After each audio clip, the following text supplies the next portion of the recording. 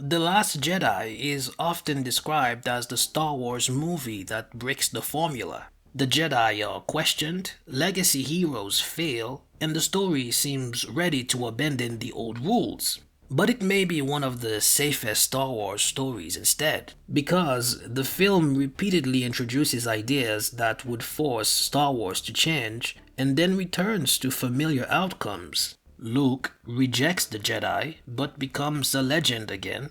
Rey is nobody but still fills the same role. Kylo destroys the past but the war continues unchanged.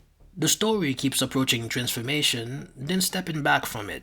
That makes the conflict feels temporary instead of risky. By the end of this video, The Last Jedi won't look like the Star Wars movie that breaks tradition. It will look like a film that promises change and then stops. The opening of The Last Jedi positions the film as a turning point for Star Wars. Not just another chapter in the same story, but a challenge to the ideas that the series depends on. That ambition matters because Star Wars is built on repetition. Hero journeys repeat, rebellions repeat, legacies repeat. If a Star Wars film decides to question those patterns, the story has to move somewhere new. Instead of repeating the past, the film sets up the possibility of leaving it behind. Right here is where the film makes its biggest promise.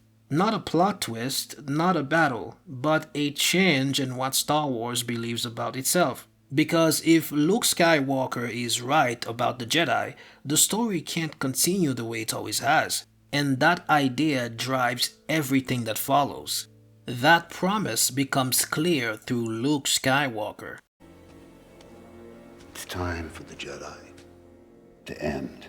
Luke doesn't just fail, he rejects the Jedi entirely. He believes the Jedi create the very cycles they claim to stop. He believes legacy heroes cause more harm than they prevent, and he also believes that the galaxy should move forward without them. This is a radical position for Star Wars. Luke's rejection of the Jedi is not just emotional, it's historical. He describes the Jedi as an institution that repeatedly fails to prevent darkness. They trained Darth Vader, they failed to stop the Empire, they misunderstood the balance they claimed to protect. From Luke's perspective, the Jedi myth is not heroic, it's cyclical. Every generation believes the Jedi will restore peace. Every generation watches the same conflict returns. If the film followed this idea completely, Star Wars would have to exist without Jedi salvation. The galaxy would have to solve its problems without legendary heroes returning to restore hope. That possibility is what makes Luke's refusal so disruptive. That belief reframes Luke's refusal as a warning, not just a personal failure. If Luke is right, the story can't end with Jedi returning to save the day. If Luke is right, the mythology of Star Wars has to shrink.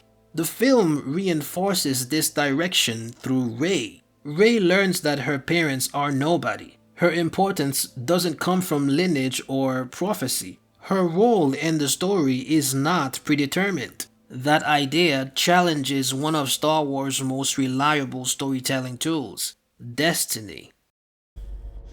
It's time to let old things die.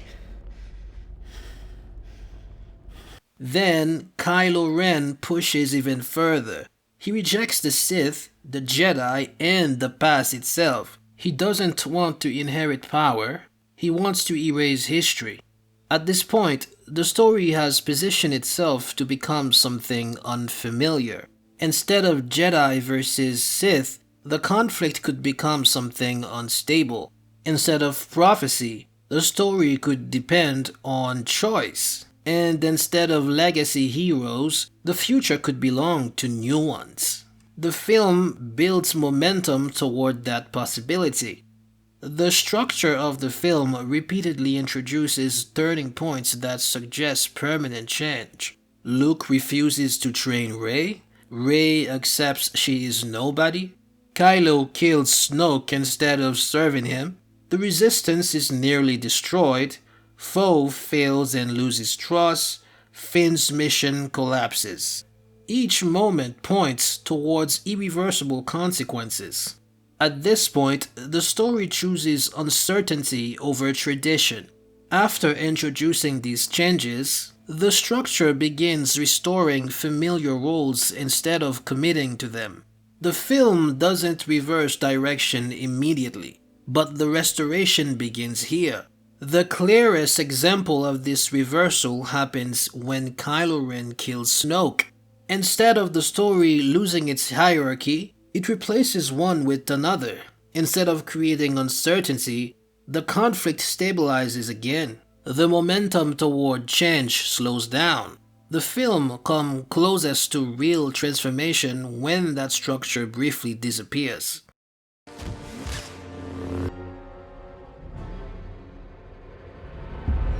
The throne room sequence is where the film's promise is strongest.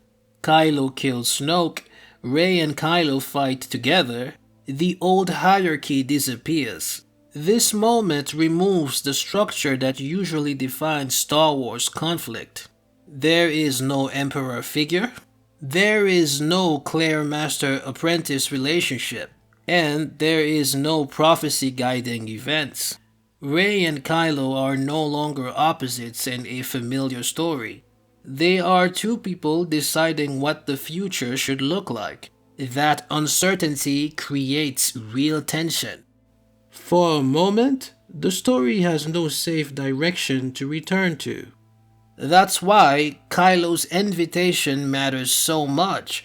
He isn't asking Rey to rule the galaxy. He's asking her to abandon the old story entirely. If she accepts, Star Wars becomes something unpredictable. That possibility disappears when Rey refuses. If the film had continued in this direction, the conflict would have become unpredictable. Rey could have accepted Kylo's offer in that moment. The war could have become something neither side understood. The Jedi might have ended with Luke. Instead, the story separates Rey and Kylo immediately. Kylo becomes a familiar type of villain. Rey returns to the Resistance. The conflict resets into opposing sides. The result is that the most disruptive moment in the film becomes temporary. The same patterns appears in Luke's arc. Luke refuses the Jedi for most of the story. He believes the legend of Luke Skywalker is harmful. But when the Resistance is trapped on Crate, Luke returns in mythic form. Instead of the galaxy moving beyond Jedi heroes, the legend is restored. Luke rejects the myth, then becomes the myth again. If the film had allowed Luke to remain absent, the story would have had to deal with a galaxy without Jedi salvation. It doesn't. Luke returns long enough to preserve the legend. The Resistance escapes, hope survives, the story regains its familiar shape. But what remains after that escape is mostly symbolic. The Resistance is reduced to a handful of survivors. They haven't defeated the First Order. They haven't changed the balance of power. They've only endured long enough for the legend to return. Luke's final act restores belief rather than strategy. Children retell the story of Luke Skywalker. The myth survives even though the war continues. Instead of the galaxy moving beyond Jedi heroes, the legend becomes the source of hope again. The future looks different for a moment, then feels familiar again.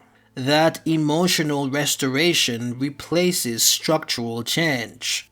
Because these reversals happen repeatedly, victory begins to feel inevitable. The characters approach transformation but rarely cross into it. Poe's arc shows this pattern clearly. His reckless attack at the beginning cost the Resistance most of its bombers.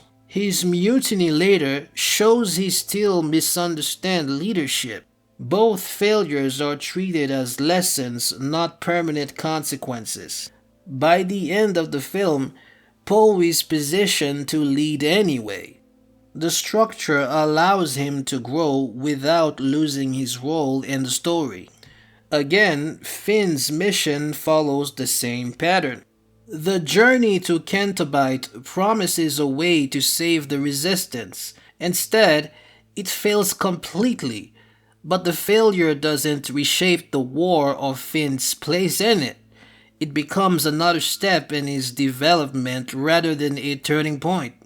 Failure teaches the characters, but it rarely changes the story. And again, the same pattern applies across the film's central characters. Instead of forcing characters to live with irreversible change, the story restores stability. That restoration reduces tension. Conflict feels temporary instead of permanent. Failure feels instructional instead of dangerous. Victory feels symbolic instead of costly. However, the film still contains powerful moments. Luke's projection on Crate is visually striking. The throne room sequence is thrilling. Rey and Kylo's connection is compelling. These scenes work emotionally, even when the structure retreats from their implications. That's why the film can feel bold and familiar at the same time. It introduces the possibility of transformation, then protects the story from it. The Last Jedi aims to question Star Wars tradition, and at its best, it genuinely does. It challenges the mythology of heroes, destiny, and legacy in ways the series rarely attempts. But the story repeatedly returns to the structure it seemed ready to leave behind. Instead of becoming a new kind of Star Wars story, it becomes a film about an almost changing one. And that hesitation is the film's real cost. If you enjoyed this video, like and subscribe to help me reach 100 subscribers. And with that, I'll see you in the next one.